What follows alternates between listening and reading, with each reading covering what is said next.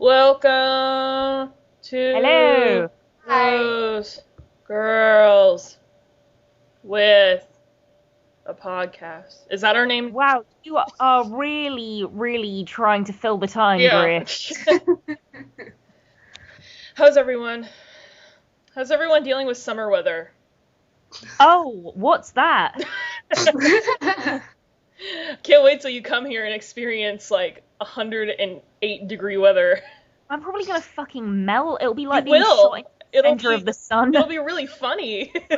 It'll be incredibly funny. It's not bad here. We've got a little bit of blue sky and some sun, but it's not warm really. Does it ever get like over 100 degrees over there? I don't know. I don't know what 100 degrees feels like. No, actually, it was quite warm yesterday when we had the barbecue. But yeah. Quite no, warm being like 60 degrees or what?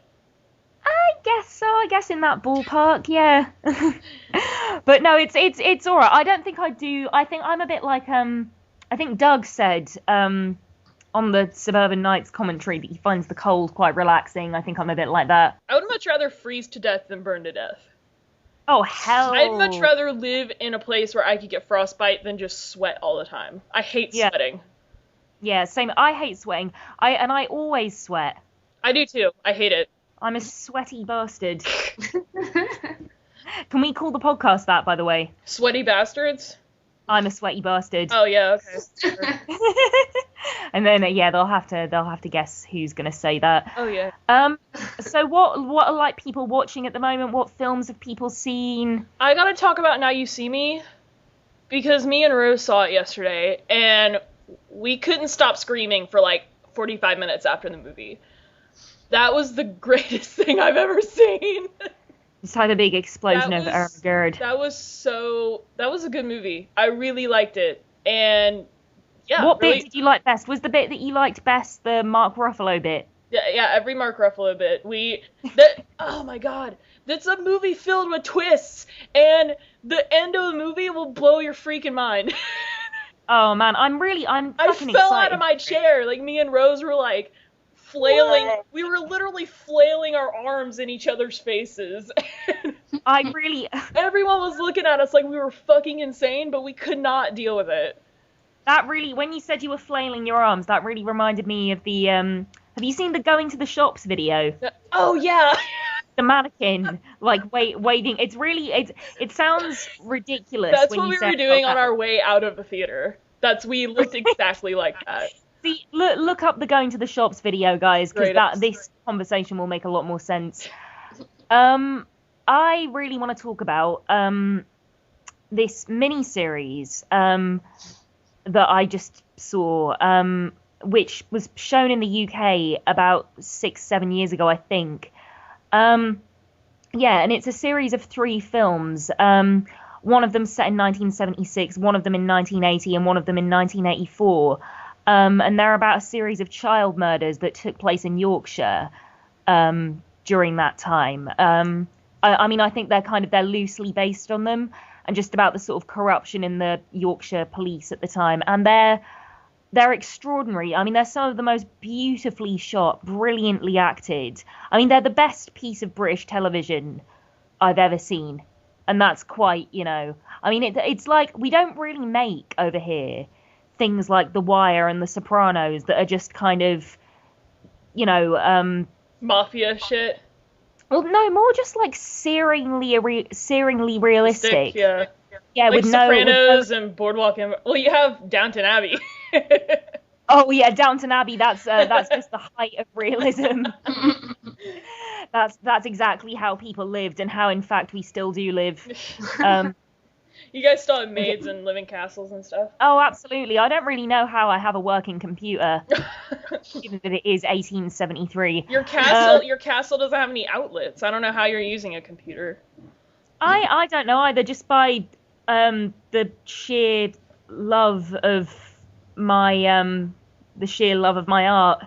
Oh, okay. Yeah, but probably not that. Probably more that I just don't live in a castle. Oh, yeah. But yeah, it's incredibly. It's called Red Riding, by the way. It's incredibly good. It was shown, I think it had a limited cinema release in the USA. But what irritates me is that they're going to make an American version of it, apparently. Yeah. But it is so inherently British. It's about the corruption in the Yorkshire police. It's about how grim things are up north, and that is something that is very, very inherent to the UK. Just we got child murders here. Y'all aren't exclusive to child murders. No, certainly not. I always think these things, they're always very particular to the context in which they happen. So, the murders that happened in Yorkshire, the Yorkshire Ripper and stuff, like that's a product of the time. That's a product of the time and the place. And so, like, yeah, everything is specific, basically. So it seems strange that they're trying to take it out of that context. Yeah. I'm not really sure how well it'll work. Not as well as the American Office. You guys have, like, way better, like, serial killer stories. Like, we have, like, Charles Manson and, like... Awesome Charles Manson. I really regret saying that. What? What did you... I meant it was like it was interesting. I didn't mean it was awesome, like I'm glad it happened. God damn. I still love that Charlie goes up for parole every few years. I find that hilarious. What's this? Charlie Manson, he still gets parole hearings. Basically, I think for the most part, they just call him in for a parole hearing. He spouts some insane bullshit, and then they just stick him back in the cell. Yeah, they just put him back in jail. Like, you're still crazy. Yeah. I can't believe he can still apply for parole. That just amazes me. I guess it's just a loophole. I don't know what you have to do to. I don't know either. Yeah, we have a lot of good, like, I mean, we have, like, Jack the Ripper, we've got the Yorkshire Ripper. I keep saying good. None of these things are good. I just want to clarify that to our small but faithful audience. None of these things are acceptable. Killing, not acceptable. Kill people. It's not nice. I just actually got Dahmer and Ed Gein and... Well, Ed Gein. Oh, we do have Ed Gein, yeah. Which the Texas Chainsaw Massacre was based on, I believe. Loosely based on Edward Gein. The basically the making things out of people's skin and stuff is pulled from Ed Gein. Jesus Christ. He was basically a ghoul or a grave robber before he actually killed anybody. Supposedly, they tried to pin some missing persons cases on him when they found out about the two women he did kill. I'm actually kind of a bit of a serial killer nerd. No, me. I mean, I'm. We all have to be a nerd about something. Oh, absolutely, yeah. I mean, I'm only a serial killer nerd, sort of casually, but it's definitely something that I take an interest in. I love that I can have these conversations with you. No, they are fascinating. I mean, well, again, it's what I find fascinating is that they arise out of very particular times and very particular places. Yeah. And that's why they're all different. And it's often. It's often people that are kind of, they'll either be, kind of innocent, they'll be ill-educated, there'll be people that, don't necessarily have a great deal of love and support around them. They'll have maybe a couple of very intense relationships. They'll often be people that don't live, right sort of in the heart of, it'll be people that live a bit more out in the sticks. And it's like... Oh, yeah. Just all these things, it's just interesting that all these things make a serial killer. Yeah. Or sometimes do. Not all the time. Sometimes they make a Hearthstone. Norman Bates is actually also based on Ed Gein. When Robert Bloch wrote Psycho, I guess he pretty much wrote it and then read like the news stories about Ed Gein and didn't realize how close he actually got Norman Bates to Edward Gein. Oh, that's really interesting. That whole mother thing is a big thing for Edward Gein because he was obsessed with his mother. Well, yeah, exactly. Yeah, no, they'll have one really intense relationship and no other like outside influence. Yep. And I mean, yeah, Yorkshire and the North. I mean, even now, but particularly back then, it's incredibly sort of like working class and poor. There's a lot of crime and, it must be a very, very hard place to grow up. It must be a very hard place to have a family. And, yeah, I know certainly back then there was a lot of corruption and a lot of uncertainty. And, yeah, these things, people aren't just born evil. Things don't just happen out of nowhere. We have the most chipper conversations. Oh, we certainly do, I was gonna yeah. say, I just got finished reading a book written by J.C. Dugard, and do you guys know about that? No. Yeah. She was a girl who was kidnapped when she was 11, and she was missing for 18 years. And I think I heard about that. yeah, and she had 2 children in captivity. And when they found her, the kids were already 11 and 15. And like the guy and his wife that basically did it, like I think the wife only got 36 years, but he got like over 400 years imprisonment because there were so many counts of like rape and like false imprisonment and kidnapping, and like it's just like awful. And I read her memoir, and it's really like sad. Oh, yeah. Yeah, I can imagine it would be quite sad. And like the guy that did it, he was like so fucking like psychotic. Like he heard voices and like was really into the Bible and like heard angel voices, and he was like really fucked up. I mean, like, it's really interesting, like, these cases have been kind of coming out of the woodwork more and more recently of people being, held in captivity for years and years and years, and you have to wonder, like, I mean, I'm sure, being a policeman or a policewoman is obviously got to be one of the most, like, stressful, hard-going, scary jobs on the planet.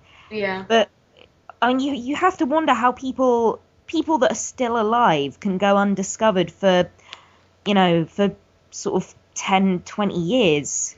I mean, that just amazes me. That they're not checking every basement, that they're not, checking every shed, every back garden. I mean, how, Yeah, I don't know. I don't know how they did, like, the basically, like, law enforcement failed her for 18 years because he was also, the guy who did it was also on parole. So, like, parole officers would come to the house. Well, yeah. And for exactly. 18 years, they had no idea that, like, there was a hidden backyard behind there.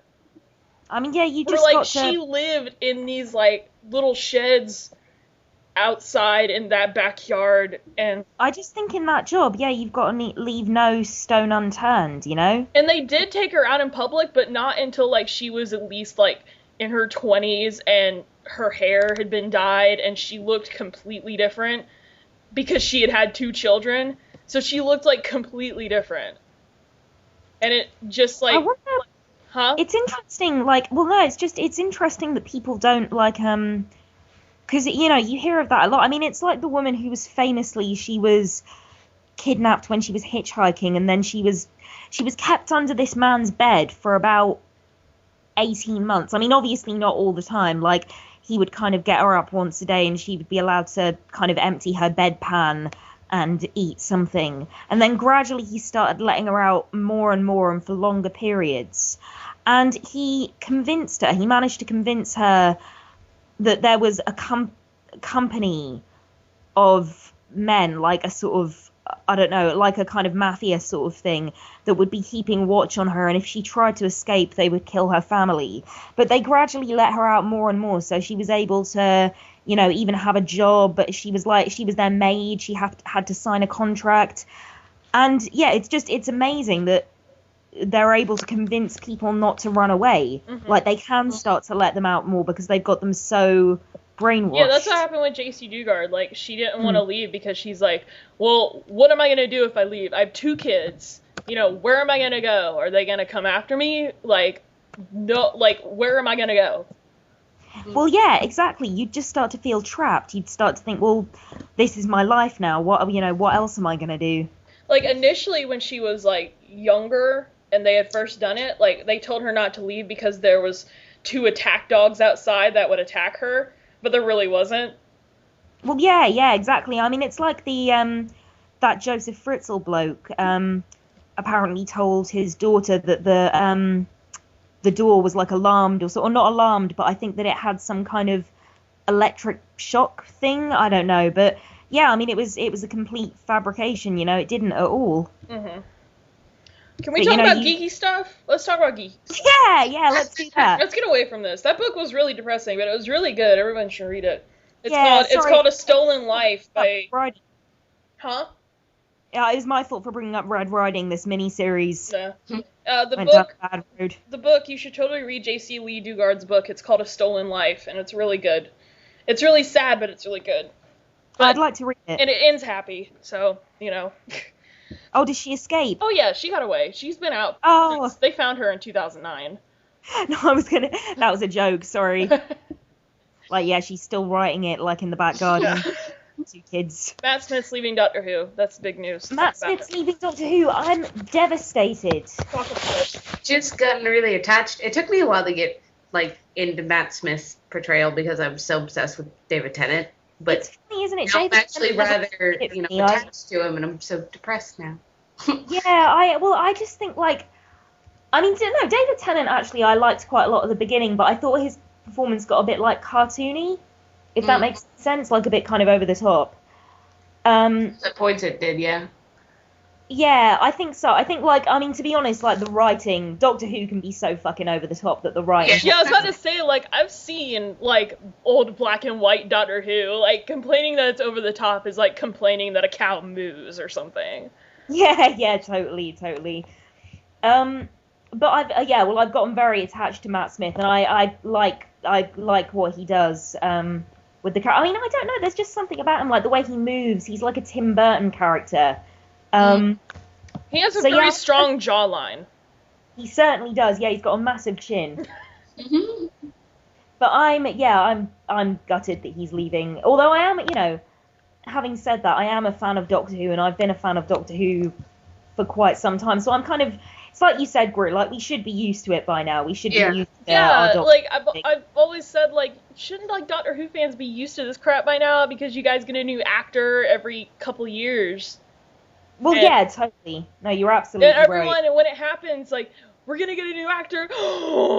Everybody's so shocked. I mean, it's so much I'm definitely not gonna be somebody that refuses to give the new Doctor a chance, because that's attitude always has quite irritated me. Yeah. But I will. I mean, I suppose it's more that actually I just feel Matt Smith, they could have done more with that actor. There would have been more, places to go. But having said that, I probably only feel like that because David Tennant was in it for 5 fucking years. I've gotten essays from fangirls. I've seen essays from fangirls about why Tom Hiddleston would make a great Doctor.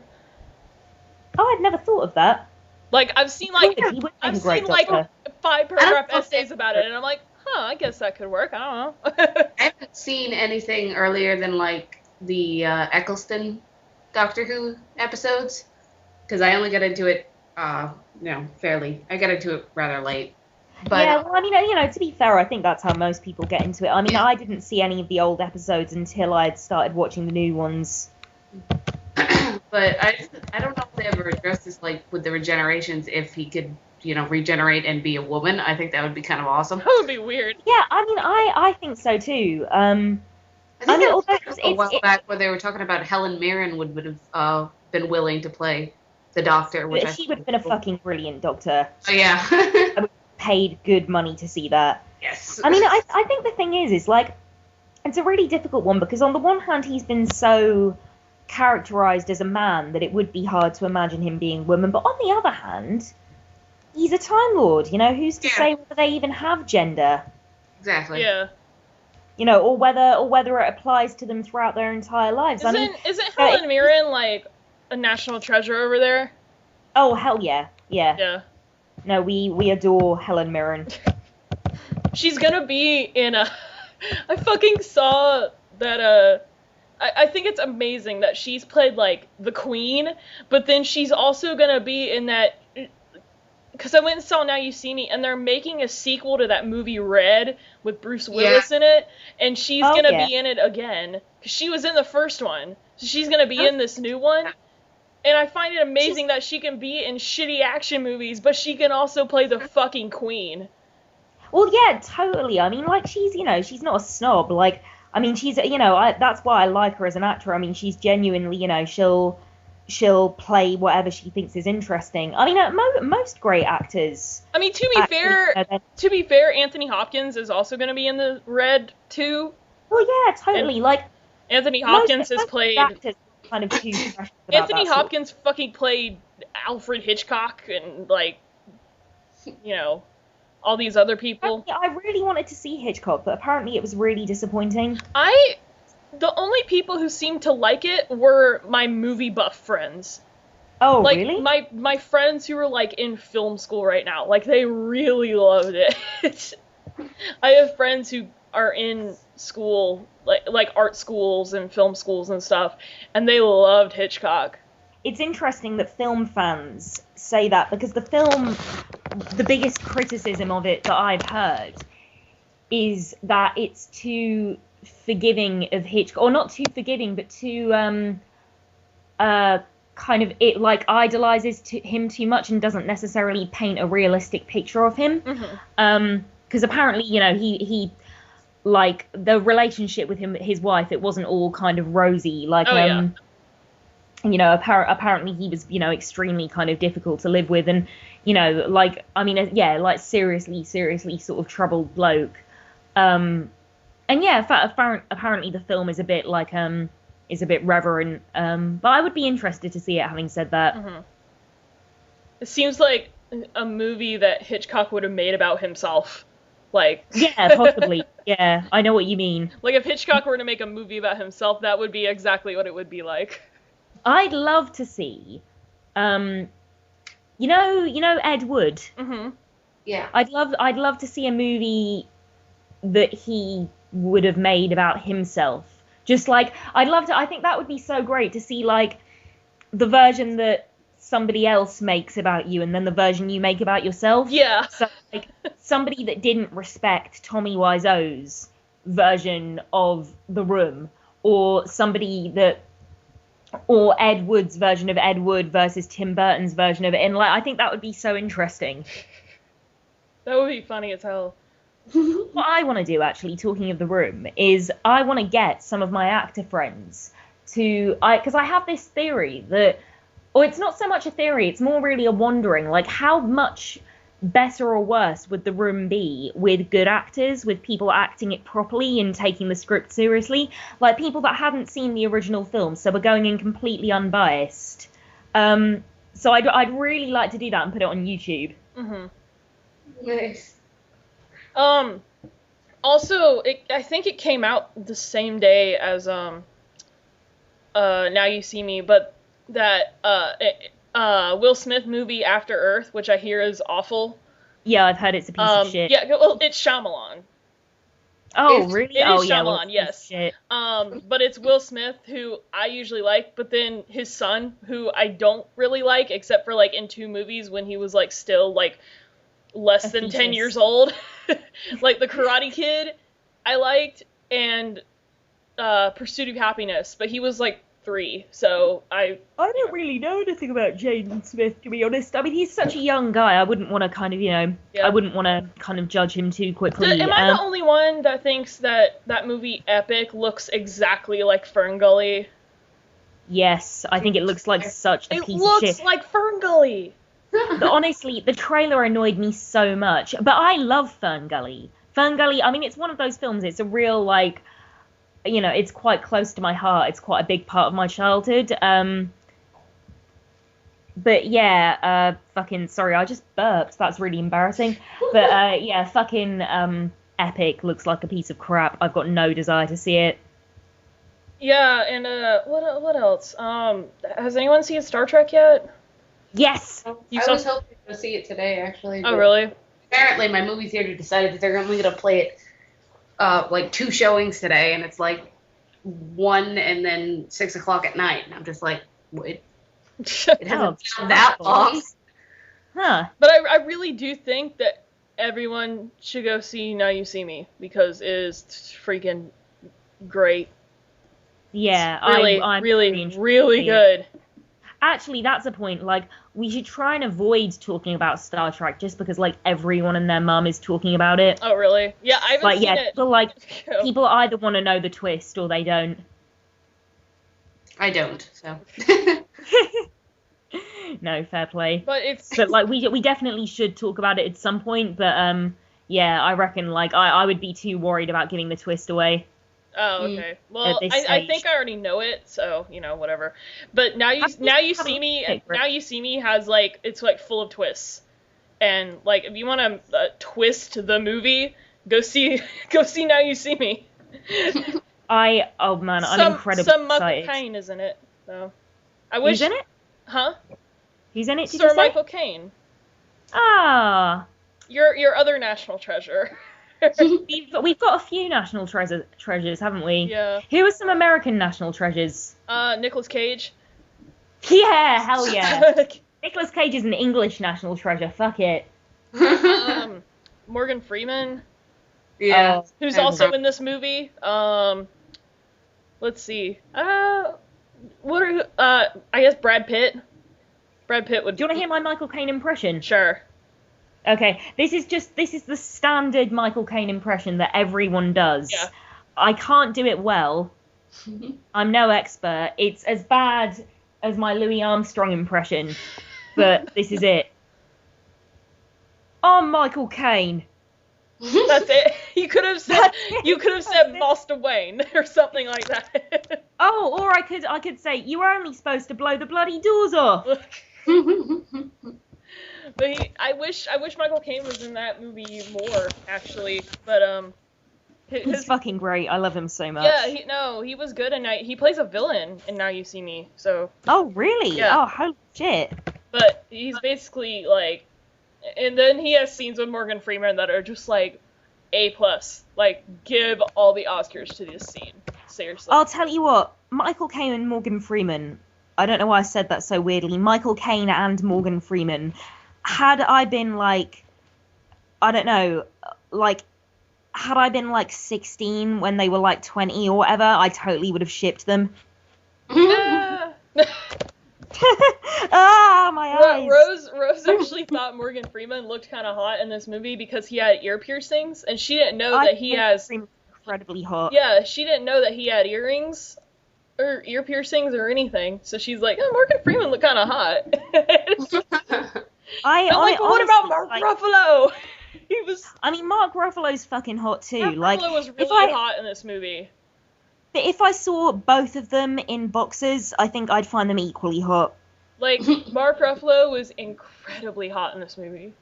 Mark Ruffalo is a stunning, beautiful Rose man. was so happy because she has seen that they finally stopped typecasting him in movies, because he usually plays, like, the nice guy in, like, the romantic movie. Sunshine. He plays a fucking asshole in Eternal Sunshine. Oh, yeah, and, but he plays an asshole in this movie, too, for most of the movie. But she's so glad they finally stopped typecasting him as, like, the nice, soft-spoken dude. And she thinks it's because of the Avengers that they finally, want to take chances on Mark Ruffalo again.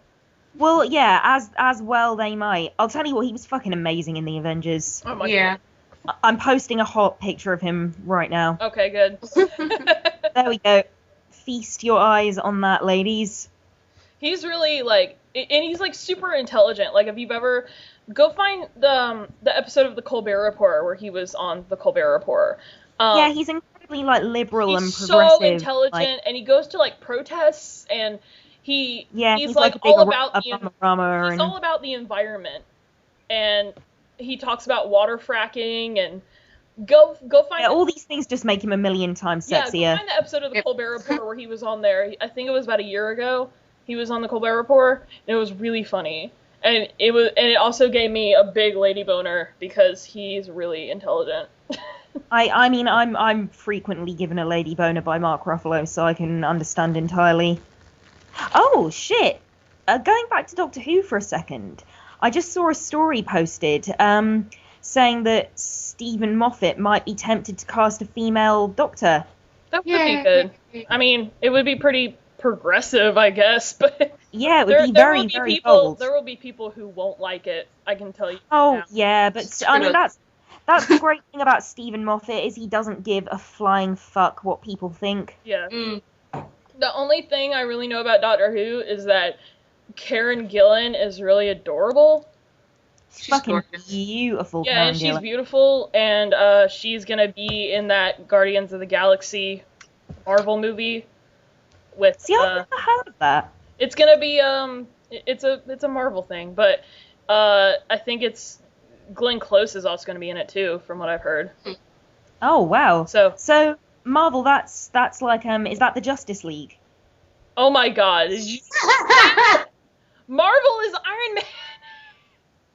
Oh, I always get those two mixed up. I can Marvel never is- remember whether that's... Marvel I is can never remember Avengers. whether that's DC or Marvel. Marvel is Avengers. DC is Batman. I'm It's sorry. Batman. What did you just That's it. do? Can I hand in my nerd card? What did you just do? You've completely ruined. You've ruined everything. I've ruined my reputation, haven't I? Ruined our what is it? I don't even know. I've taken away all our credibility, haven't I? Yes. I mean, the thing is, I knew it, but I'm incredibly tired. Slap. Christ. Oh, I'm very sorry about that. Can we pretend that didn't happen? Yeah, You're sure. gonna have to edit that Yeah. Yeah, Greer doesn't need to be asked twice. out. Christ in a can. So I found pictures that it looks like that they might have found a lizard on Mars. Oh, fuck.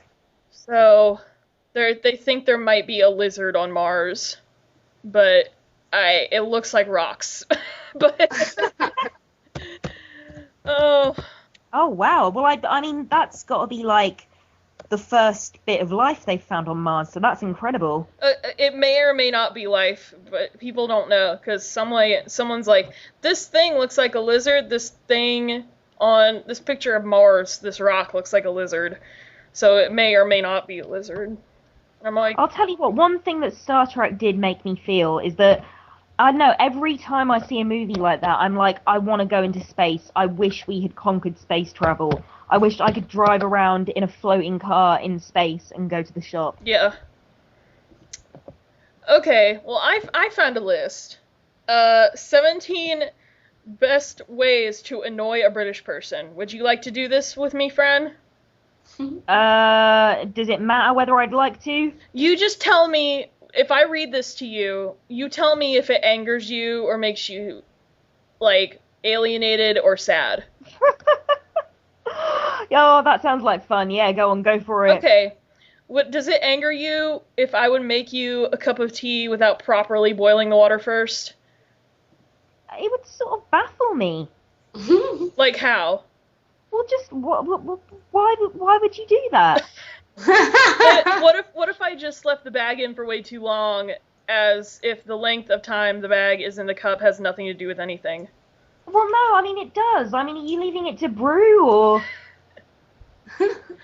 What if I fail to fill up your pint all the way, as if this is not an assault on all that is good and sacred? Well, it's not a pint, is it? If you don't fill the pint up the whole way, then it's not a pint. Yeah. I mean, a pint being an amount, and an amount that you pay for as well, and that you pay for a fucking lot in London. What if I fail to understand the difference between a football and a hand egg? A hand egg? Do you not know what a hand egg is? No, what's a hand egg? A football. Oh! No, you're An talking American football! No, that's a rugby ball. A That's rugby just ball? a glorified rugby ball. Yeah, that would annoy me. That would annoy the hell out of me. A real football is round and you kick it with your foot. That's not a real... Oh my god. It's the worst game ever. Okay, what... Does it annoy you when people... This is an actual question, but does it annoy you when people fake a British accent and then expect you to find it amusing? Yeah, it does. Although, actually, I don't know. It depends on who. If you're like my mates and it's like you guys, then yeah, it doesn't annoy me at all. But like, if I just ran into some douchebag that I barely knew and he tried to pull off a British accent, it would piss me off. Really? Although, having said that, I do an American accent all the time when I'm on this podcast. I'm always going like, "Hey guys," and like, you guys are very patient with me about that. You don't get annoyed as far as I'm aware. Does it truly annoy a British person to talk about Sherlock Holmes as if he's a historical figure? I mean, he's not a historical figure. So, yeah, if you think that would, oh no, maybe it wouldn't irritate me actually. I'm fairly tolerant of ill education. That doesn't make me sound very good, does it? Number 11 on the best ways to annoy a British person is to have no real concept of baked beans. Well, yeah, I mean, you know the difference, presumably, between baked beans and other beans. Yeah, because I live in the South. We eat baked beans all the time. Do you have them on toast? No, in tomato we sauce? Just eat them. Because they come in cans where it's like, they're like cured with honey and brown sugar, and there's bacon in it sometimes. Yeah, that's not baked beans. Well, it is in the South. I mean... No, screw you, that's not baked beans. Alright, does it annoy you to sit next to them on a bus when there are no other open seats? Yes, fuck off! Are you tired of the Keep Calm and shirts? Oh god, yes, god, yeah. I've never found it funny. Oh my god. And what's really annoying is that I used to love all that, like, Spirit of the Blitz, austerity Britain shit. Like, I used to find all that really, really funny, but it's been so fucking overdone now. It annoys the hell out of me. Well, that's awkward. I have one of those shirts. Sorry? I said, that's awkward. I have one of those shirts. Oh, shit. Sorry, Heather. Does it annoy you? It's a Dr. Who joke. Actually, I have 5. Serving any kind of light beer. Yes. Do you guys have light beer over there? Well, we do have light beer, but just fucking grow a pair of bollocks. I don't know. I just think either don't drink or don't drink light beer. Ask them what the deal is. Either do or don't drink. But alright, number 15, 17 best ways to annoy a British person. Ask them what the deal is with their taps. Like with their water taps. Because the rest of the world, we have one water tap with 2 knobs. But, like, I know some people in Britain have just, like, 2 different faucets. Yeah, one for hot, one for cold. Is that a normal thing? Yes. You're gonna hate it over here. You're gonna hate it in the rest of the world. Presumably, I mean, you know, it's because we also have sinks. We also have sinks with the one tap. Why don't you just have one faucet with 2 knobs like the rest of the world? It just depends, really. It depends on where you go. I don't know how much of a waste it is. It seems like a waste of everything. Does it really annoy a British person that much when you praise them publicly? Does it annoy a British person? Well, yeah, I think we're not really accustomed to praise over here, so I find it vaguely suspicious and embarrassing.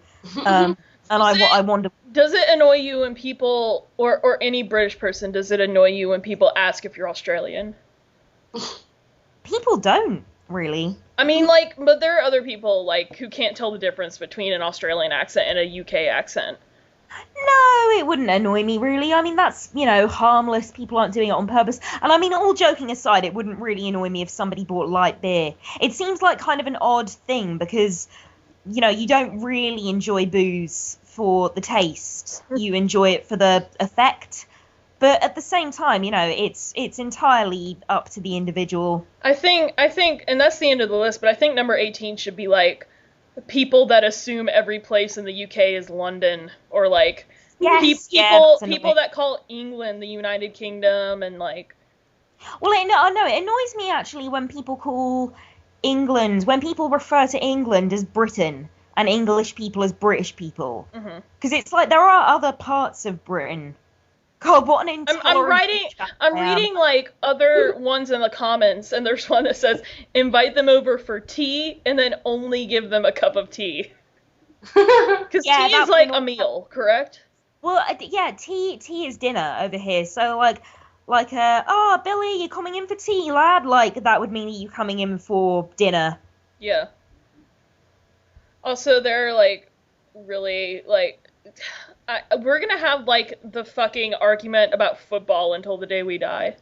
Oh, we really are. Although I maintain that it's a fairly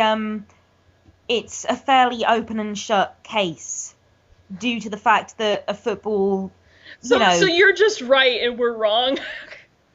I really agree with Fran, so. Thank you, Heather. Thank you. Yeah, you kick it with your foot. It's a football. Case closed. No, I mean, again, it's one of those things that, of course, doesn't really matter. I mean, it's kind of, more than anything else, it's just sort of fun. I don't really know why we're, like, basically the only country that calls it football. I'm not really sure. But again, it doesn't really I'm pretty sure me. every other country in the world calls soccer football. Yes, soccer. That seems... Oh, pardon me. Jesus. That seems strange to me because you don't kick it with your sock. That would hurt. That would hurt quite a lot. Oh my god, we need to stop this. You really do. Actually, I'm rather enjoying it, but I gather you're not, Greer. You just need to come over to America soon. And yeah, tell me about it. Every time I see something like strange that's American or even like American Southern, I'm like, I wonder how Fran would react to this. I was walking on the... Exactly. I mean, I feel very much the same. I mean, it's kind of why I wanted to talk to you about Red Riding, because like that's something that is very particular to the UK. Like, and I was out yesterday. I was walking on the pier, our pier, and there were just like 50 people fishing, like just in a line. They were fishing. Like, do you guys have that? Yeah, we have that. Yeah. Like 50 people in a line, just like with nachos, just sitting with ball caps with nachos and just like eating while they're fishing. Yeah, that's people do that in the UK. Is that a southern thing? No, I mean, yeah, I think the way it was happening, it was extremely southern because everyone was just wearing like their shittiest t-shirts. They were eating McDonald's and like tortilla chips and like laying back in a chair and like occasionally fishing. But then there were like people who were like really into it, like crabbing and stuff like that. It's just really southern. Although I don't particularly find the idea of sticking a hook down something's throat relaxing. Yeah. It's their fault. They eat it. Yeah, they shouldn't be swimming so close to the pier. Yeah. Yeah, you need to come over to America soon. I really do. Well, that's something that we're planning, actually, we should say. I'm gonna go and visit Greer in America at some point, and we're gonna go to Universal Studios. We're gonna do the Harry Potter. I want to take you to Harry Potter so bad. I want to have the joy of taking an actual person from actual England and putting them in actual Harry Potter world. It's like that's the thing. Presumably, as far as you're concerned, England is just Harry Potter world. Yeah. But yeah, no, I mean, in all seriousness, I find your country excited. very whimsical because of Harry Potter. Well, it's funny, like, it depends really, because, like, I mean, you know, there are people that go to places like Oxford and that have grown up kind of in, you know, the aristocracy and, you know, surrounded by sort of academia and, you know, they're very whimsical. You know, you do get people that are like something out of Brideshead Revisited and they wear boaters and, you know, they sit under trees and drink wine. But for the most part, people are leery, working class, drunk, you know, getting into fights. You know, I mean, it's like, it's the divide between the people at soccer riots and the English people that you get on Frasier. Yeah. But and you want to see Simpsons World too, right? Because they're expanding. Yeah, I really want to see they're Simpsons expanding World. The Simpsons area in Universal Orlando. And it's going to look really rad. And they're also expanding Harry Potter, which is going to be... Well, we're going to do a podcast while we're there. You should. So, we should. Yeah, so we can refer back to all this. Yeah. So yeah, that means therefore that if you're listening now, you have to carry on listening to the show for the next sort of 6 months or whenever I go up. Yeah. So that's whenever that'll happen. Whenever that'll happen. Yeah, 6 months, maybe that's a bit premature. Oh, on an entirely different note, me and Heather need, as far as I'm concerned, we need to discuss Supernatural in length. Go ahead. Yes. So Heather. I'll be over here eating cornflakes. I'll be fine. Yeah, you go and eat your cornflakes, Greer.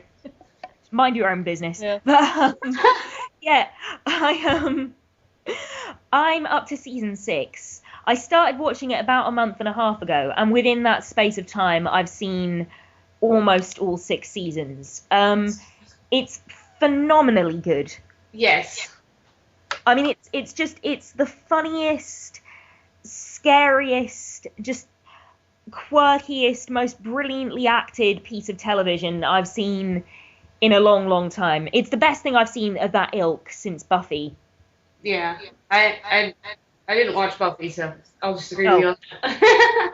It's incredibly. Buffy is very much worth a watch. But I mean, Castiel, fucking Crowley, the like Balthazar, the bloke that plays Death, like Sam Dean, Bobby Singer for crying out loud, like Ellen Joe, like it's got a phenomenal cast of characters. Very like that has a very Neil Gaiman feel about the way they portrayed Death on the show. Yeah, I mean, I think the actor that plays Death is phenomenal. I think the cast that they've assembled for both the angels and the demons, I think, are just spectacular. Like, they're so charismatic, they're so creepy, they're so kind of unsettling and yet also really likable. Like, it's just, great performances from all of them. And, and Sam and Dean are fucking wonderful. And fucking Castiel is the greatest TV characters of all time as far as I'm concerned. But I'm into the Angels when I first started watching it, when they announced that it was actually Angels, I was just like, oh really? And then later on I was like, they did a really good job with that. Yeah, like damn, these guys are awesome. Like, I mean, and they're again, they're just as kind of corrupt as the demons. Yeah. That's the message of the show, the moral of the show isn't God is great, It's quite the opposite, and actually really brave, I think, to have a show where all this biblical stuff exists, but go in the direction of, well, actually, it's just as corrupt a society as any other. That's quite brave, I think. Yeah, I think that's what I was worried about when they brought in the angels. I was like, oh god, they're gonna start with the whole God is good and stuff, and then they just kind of went, he doesn't give a fuck. Yeah, absolutely. And that, they've essentially come out and said that in no uncertain terms. God doesn't care, and that's pretty brave. Yeah. I'm up to. I don't want to give away too many spoilers, but Castiel has just done something, which he is now trying to cover up. I take it you know what I mean, Heather. I think so. Yeah. Yeah. Actually, all right. I'll say. Spoiler alert, so don't listen for the next sort of 10 seconds if you don't want to know what happens. Castiel killed that other angel and is trying to cover it up. Oh, yeah. Yeah.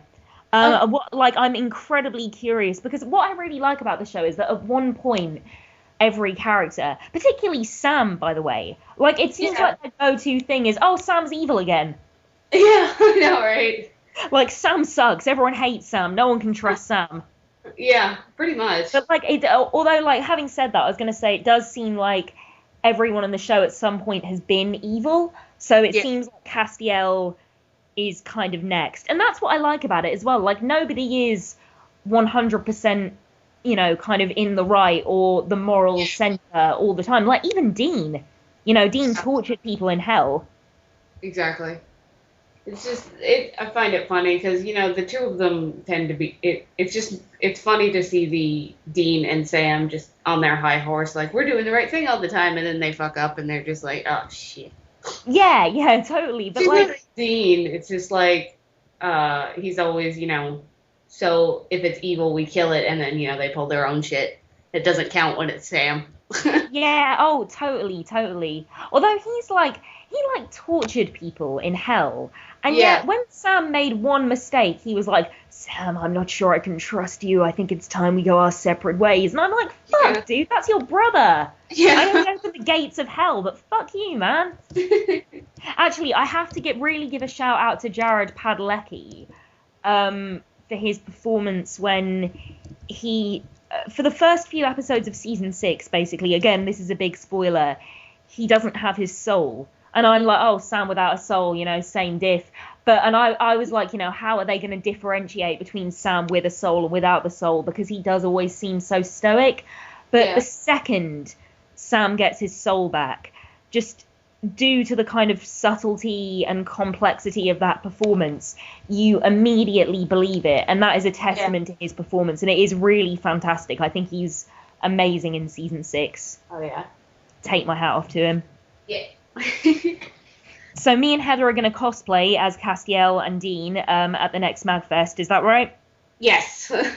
Hot. Hell yes. And you've bagsied Castiel, so I'm going to be Dean. That's like a pairing, right? People will love that. Oh yeah, Dean Stiel. Yes, yeah. Oh Christ, Heather, I was going to say that episode where they end up like on the alternate reality where they're on a TV show. Castiel is just Misha Collins. His performance as himself is fucking hilarious. Oh god, yeah. That was just and then with fucking Dean and Sam trying to act. Oh yeah. And like all the like weird arm movements and like not being able to stand on their marks and stuff. Like that's the thing as well. Like it's a horror. It's legitimately a horror, but it is also as much a comedy as that. Yeah. You know, it is very much a comedy. Really well. Yeah, like, it's such a funny show. Like I laugh out loud at Supernatural all the time. Oh yeah. Yeah, and I just want to give a shout out to fucking Bobby Singer, fucking Jim Beaver, man, just the coolest man on the planet. I love Bobby. Bobby. So I think we've covered everything. I think we've waxed lyrical as much as we're going to. So Greer, you're back in the picture now. Thoughts? Okay. Mark Ruffalo's still really hot. Mark Ruffalo is still really hot. Thank you for that insight. Mark Ruffalo is an extremely beautiful man. I'm gonna have some pineapple juice. Thought you might have some insights on me having some pineapple juice. Oh, well, delicious. Alright, yeah. Like, Mark Ruffalo.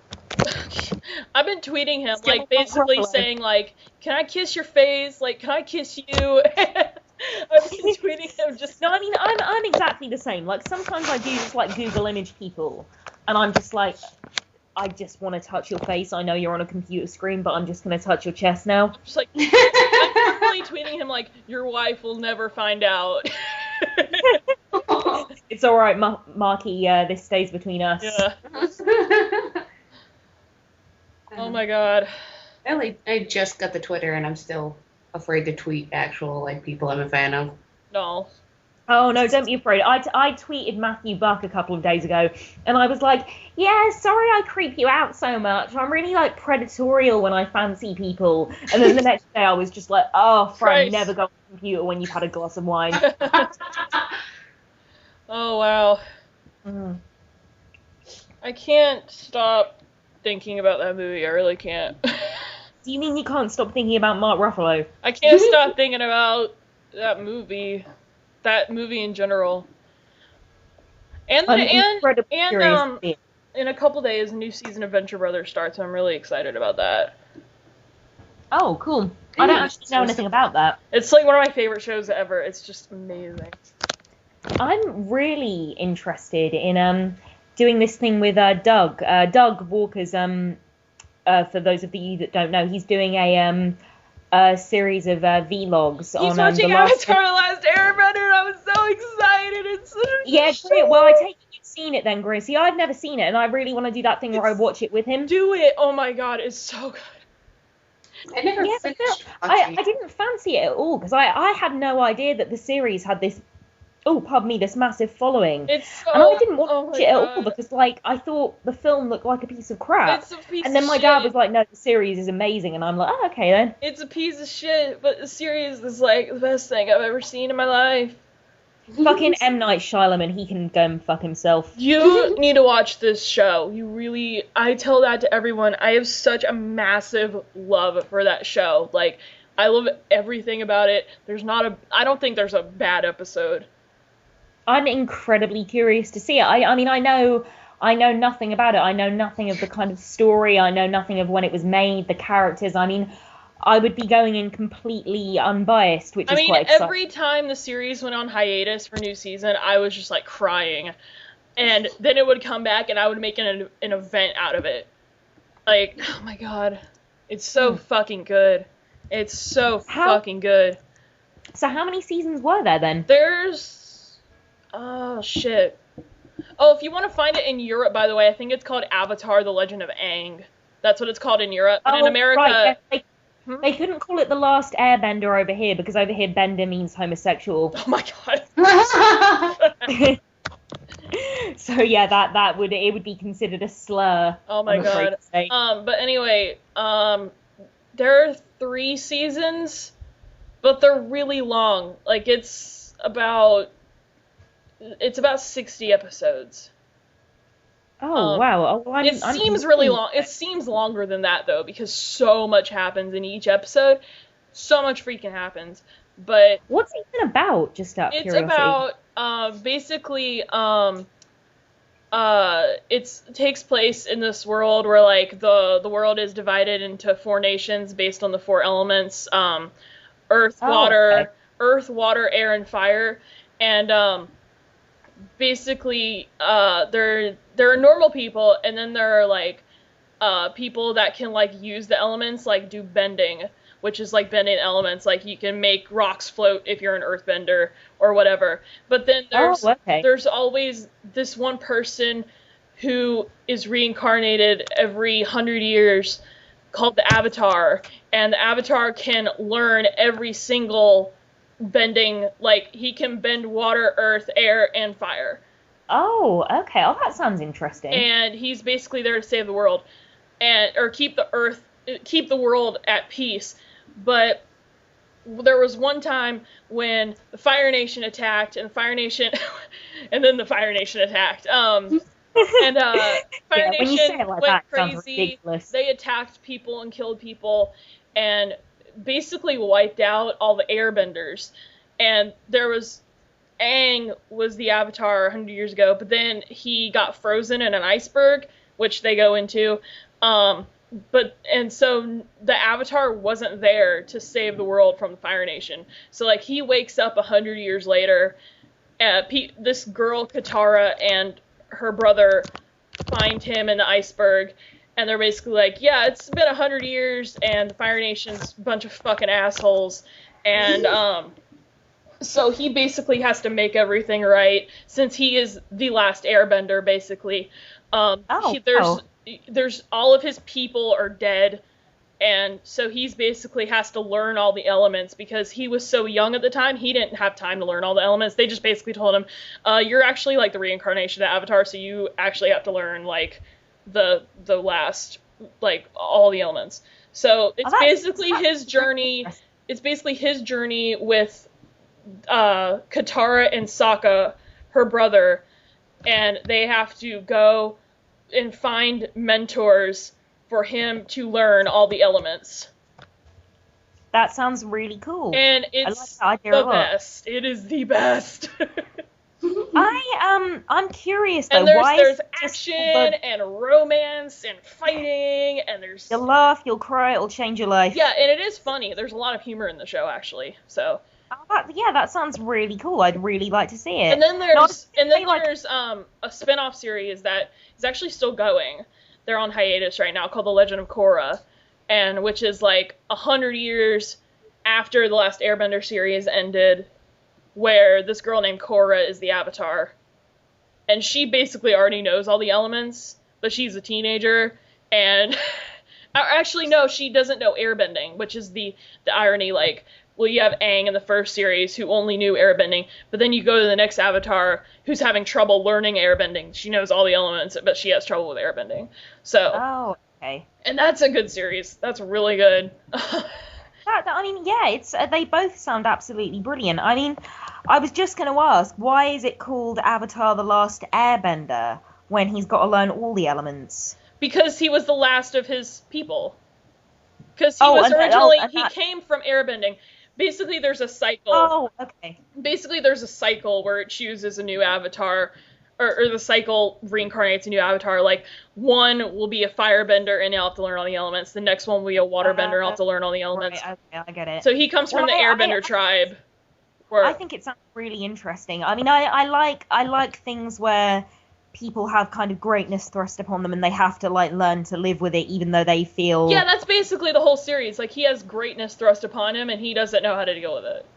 Yeah, totally. And I think that's always... I mean, again, with Supernatural, that's kind of the crux of that show, and that's always an interesting angle. But that's the show, and it's phenomenal, and you can find it everywhere.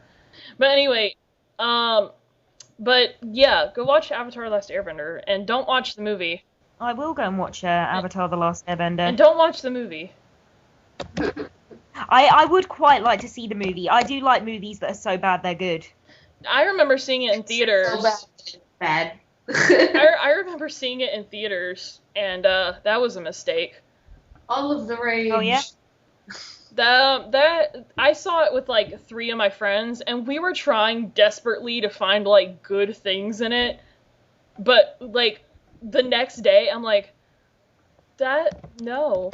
So I mean, like, why didn't they do it as an animation? I don't know. Because I guess it was it already animated, and the series had already ended by that point, basically. It sounds like something that would seem quite daft in live action. Unless it had a good budget and they did it really well. Except they didn't have a good budget, and they didn't do it well. Well, exactly. Yeah, so they can go fuck themselves. I remember being really excited for it. It looks really silly, the poster. It looks like... It sucks, because I remember being really excited for it, because the first teaser trailer that came out for it looked really rad. Like, it looked so freaking cool. Teaser trailers are amazing in that way. Like, they can edit things... I think they put more money into that teaser trailer than they did into the whole movie. Oh, I can completely believe it. No, I've seen so many things where the trailers have been unbelievable just purely due to the way they've been edited and they haven't lived up to them at all. It sucked. It was like, that was the worst part, was just me and my friends were like, well, I mean, that part was good and that actor was good, and you know. Yeah, it's disappointing, isn't it, when you really look forward to something. I mean, I remember the last thing I felt that way about was although I think no, not the last thing. The first thing I in fact felt that way about was when that 3D Disney film Dinosaur came out. Yeah.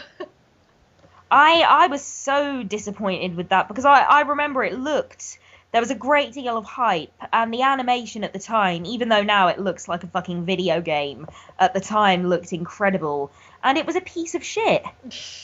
I mean, it's one of the worst films I've ever seen. It's phenomenally bad.